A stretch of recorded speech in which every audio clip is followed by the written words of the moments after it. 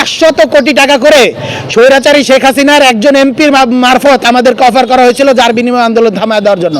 ফ্যাসিবাদী আমলে যখন আমাদের কিছু বড় ভাইরা ডিবি অফিসে ছিল, আমি, মাহিন সরকার, আব্দুল কাদের, আব্দুল হান্নান মাসুদ, এই 4 জন মিলে আন্দোলনের নেতৃত্ব দিয়েছিলাম। সেই সময় আমাদের প্রত্যেককে 500 কোটি টাকা করে স্বৈরাচারী শেখ হাসিনার একজন এমপির মারফত আমাদেরকে অফার করা হয়েছিল, যার বিনিময়ে আন্দোলন থামায় দেওয়ার জন্য।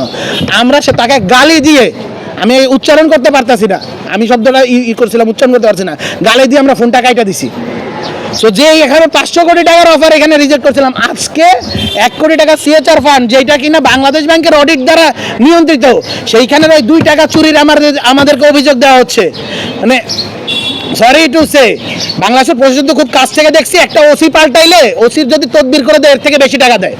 এই তদবির বাণিজ্য কে করছে আপনারা দেখছেন, ওই ভিডিওগুলো এখন পর্যন্ত আছে। ওই তদবির বাণিজ্য করার জন্য ওই মহিলাকে হলো গিয়ে তার ভিডিও করা হয়েছিল, রেল অফিসের ভিতরে কে গিয়েছে সে, এবং আচ্ছা আমি এগুলো না করতে চাই না, বাট কে এই ধরনের তদবির বাণিজ্য করছে এগুলো আমরা জানি।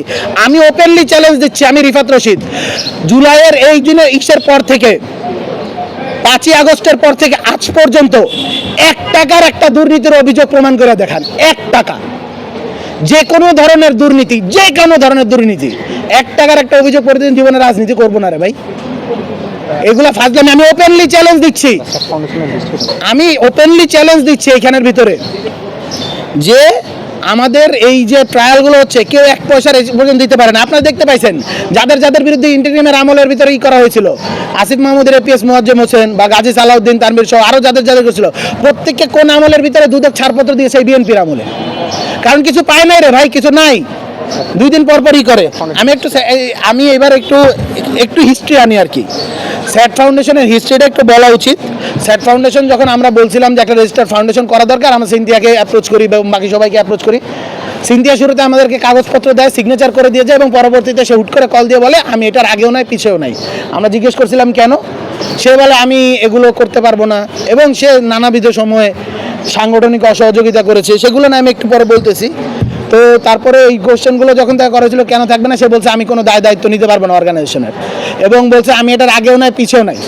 যখন বলছে আগেও নাই পিছনে, আমরা বলছি যে তোমাকে ছাড়া তো এই কাজটা করা কঠিন। সে বলছে যে তোমরা যা ইচ্ছা তা করো, আমি এগুলোর ভিতরে নাই। তো তখন আমাদের বাধ্য হয়ে তাকে ছাড়াই একটা ফাউন্ডেশন করতে হয়েছে। এখন আপনি বলেন যে যেই ফাউন্ডেশনে আপনি নাই, আপনি বলবেন যে যেটার আগেও নাই পিছেও নাই, পরবর্তীতে আইসা বলেন যে তার থেকে কেন কনসেন্ট নেওয়া হয় নাই। এই জিনিসটা আমারকে একটা গান মনে করা দিচ্ছে, বাংলা 5-এর সিনা হাসানের তোমায় আমি চিনি না আবার বোধহয় চিনি।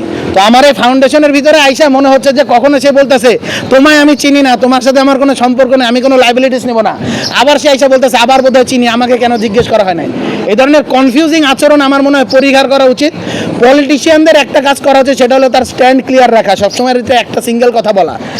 সে একদিকে আইসা এইখানের ভিতরে বলতেছিল যে কি হয়েছে, যে এত বড় একটা বৃহৎ কর্মযজ্ঞ হয়েছে, সেটার খরচ তারা কোত্থেকে পাইলো। আবার বলতেছে যে এই যে একটা কর্মসূচি হয়েছে এটা আমরা জানি না, মধুর ক্যান্টিন থেকে আমরা প্রেস ব্রিফিং করে সারা বাংলাদেশের সবাইকে জানাই দিয়েছি যে আমরা বের হচ্ছি, আমরা কর্মসূচি করতেছি, কিন্তু সে জানে না যে আমরা কর্মসূচি করতেছি। এই ব্যাপারটা হাস্যকর। মানে এগুলো এই দেশের জনগণের জন্য এবং পাবলিকলি যে ন্যারেটিভ দিচ্ছে, এগুলো আসলে হাস্যকর জিনিসপত্র।